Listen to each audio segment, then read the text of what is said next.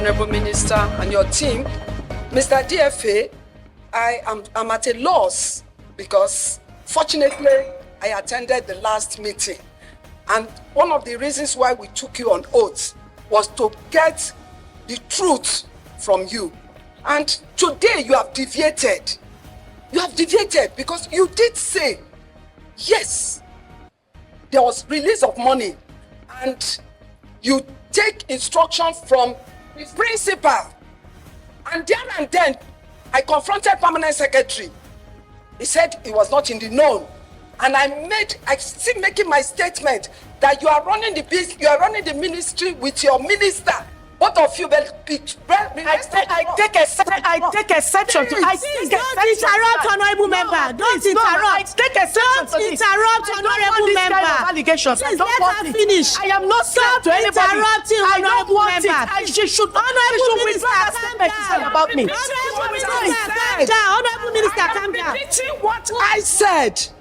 I confronted the permanent secretary and the DFA last week Thursday. I'm still alive talking. You did say it's what they approved to you. I said, Mr. Pam said, what happened? You are not in the know. I said, look, I was twice commissioner in my state, and the accounting officer is the permanent secretary. Please, you people should work with the permanent secretary. Didn't I say so, Mr. DFA? I am still saying it because from the revelations, what's coming out is one-man show. One-man show you people are doing two-man show. Can I talk since? Yes, some fairness. Yeah, it's a trap. Thank you, Chairperson. Jump into the trap. Please, Chairperson, thank you. I fear nothing. I've stolen nothing. You will have your time to talk. Campaign is anything. That's why I don't fear anybody. I'm not. Honorable Minister. Honorable minister, we are working with records. We are working with records. We are working with records. Yeah, Honorable Minister. Honorable Minister, hold on. Chairperson. You have to just calm down. She laid an allegation against me. You will have your time. Allegation against You will have your time. People say Honorable minister, you will have your time. You will have your time. Chairperson. Yes, some fairness. Yeah, it's a trap.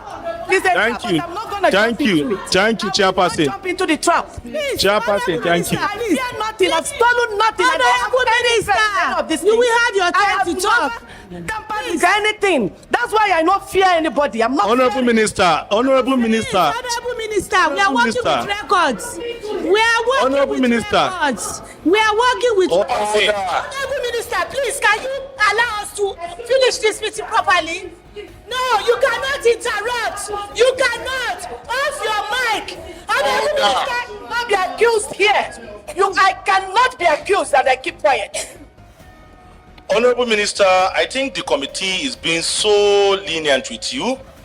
You are attacking the supremacy, the autonomy of this institution. We cannot come to your ministry and shout at you the way you're doing. DFA, why were they not paid?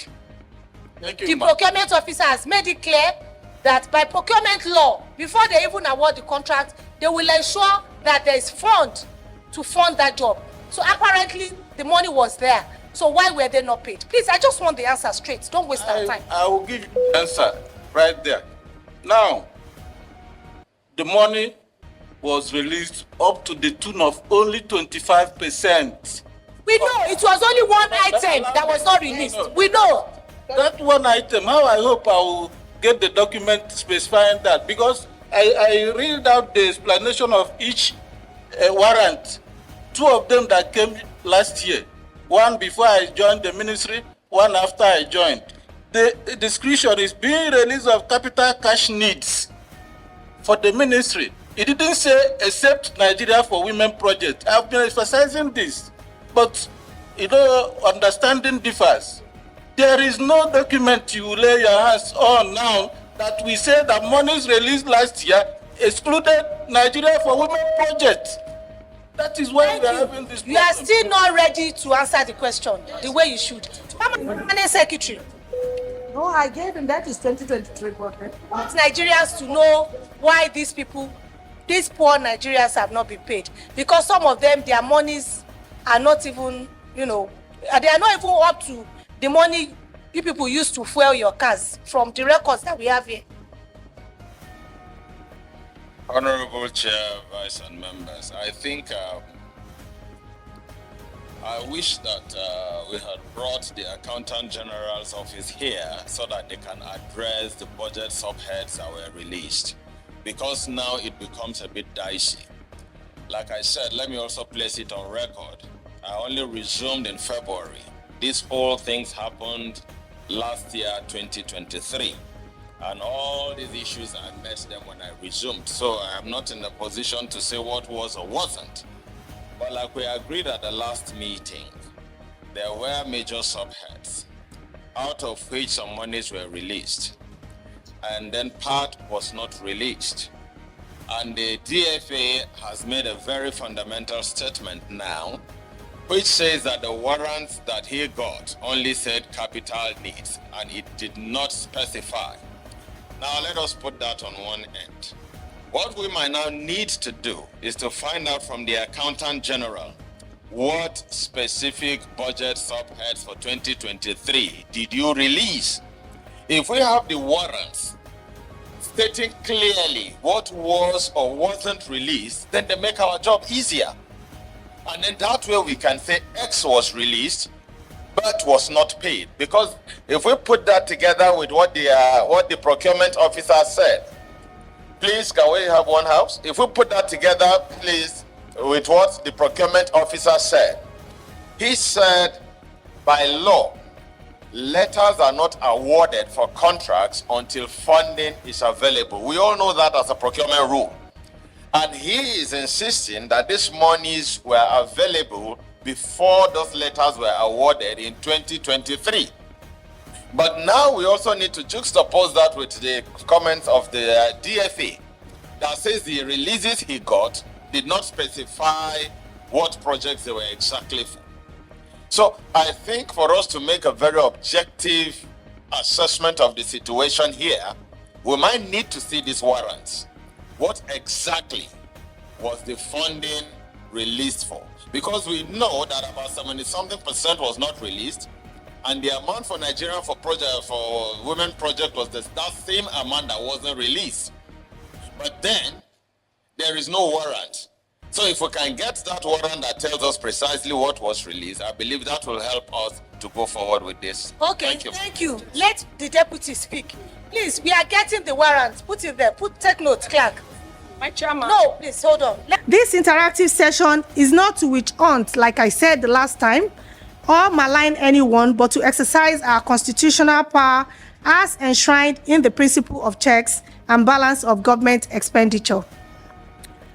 The committee's mandate is anchored in the House Order 20, Rule 138. As we discharge our duties, let us remain committed to upholding these constitutional and legal imperatives, ensuring that our actions and decisions align with the highest standards of the law. One of the points that caught my attention in that clip was when the contractor was complaining that they have done a job, they've delivered, and everything had been signed, but they did not pay them. I think one woman was even said in that clip that he borrowed 5 million for the bank and he supplied items to Ministry of Women's Affairs, but he delivered, they signed the documents, and money has not been paid. And she's still paying interest on that money. So it catch my attention, because when we are trying to support our local suppliers, when we are trying to encourage our people with this current situation of people in Nigeria, we are still having this kind of situation. You need to appreciate the standing of this institution in our nation today. No one of us will come to your office and shout the way you're doing. I'm being very, very honest and truthful to you. Now let me land. I understand that you're new in government. When I came in and I saw Ambassador Duda, I was a little at ease because I know him. He may have forgotten me, but I know him when he was Permanent Secretary for Foreign Affairs. And I know him to be a PAMSEC that knows his onions. So I expected that this would be a lot. Honorable colleague, I'm sorry to cut you short. Yeah. I'm sorry. It seems the Honorable Minister doesn't want to calm down. She doesn't want us to go to the root of this matter. She's challenging the committee. She's, being rude to even honorable members. And this is very insulting and highly unacceptable. You are interrupting honorable members when they are speaking. We are still here. I told you you will have your ground to speak. And in view of this, honorable members, I cannot be here and allow the honorable minister to insult any member of this committee.